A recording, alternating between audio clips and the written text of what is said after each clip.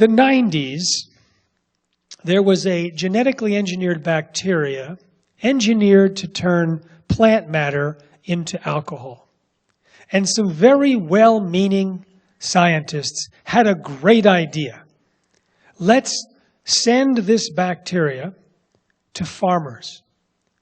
When farmers finish their harvest, they often burn the crop rubble, and instead they can mix it in huge barrels with the bacteria and turn it into alcohol. Turn a spigot on the barrel, get the alcohol, and run their tractor. Then all of the nutrient-rich sludge at the bottom of the barrel could be spread on the field as fertilizer.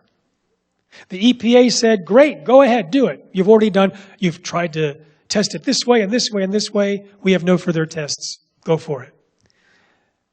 A graduate student needed some research for his PhD. Talked to his advisor, Dr. Elaine Ingham. They approved research on this particular bacteria, Klebsiella planticola. And he did something that was not required. He tested that sludge as a fertilizer. So he put soil that was growing wheat seeds over here, soil that was growing wheat seeds with regular Klebsiella planticola, and then the GMO version. He mixed the sludge with the soil and grew the wheat seeds over there.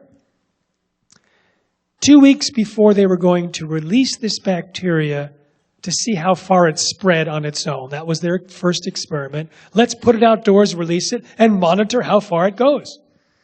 2 weeks before that, Saturday morning, shows up at his laboratory, gets into his workplace, and he's, oh my God, I must have done something wrong. All of the little sprouts of wheat on the GMO side were just this green slime. It was all turned to mush. He figured he did something wrong.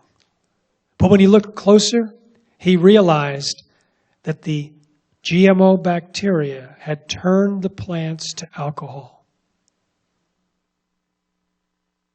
Elaine Ingham, his supervisor, told me later on, someone from the EPA told her about a secret study that the EPA will not acknowledge. They released a different GMO bacteria to see how far it would spread. In the first season, 11 miles. And after they stopped funding it, one person continued to test it in wider and wider regions, sometimes on her own dime. And eventually they found it everywhere on Earth. So when you put that study from the EPA together with this, I asked Dr. Ingham what would happen if they did release it, if it was deployed. She said it could end terrestrial plant life. All the crops grown in soil have this bacteria. If you introduce a GMO bacteria that outpopulates and outsurvives its natural parent, then it could be replaced by bacteria that would convert all the plant roots to alcohol. So it could have been a cataclysm. So you had headlines like, "A biological apocalypse averted." This was in the 90s, but it wasn't the first time we had a biological apocalypse averted. In the late 80s, scientists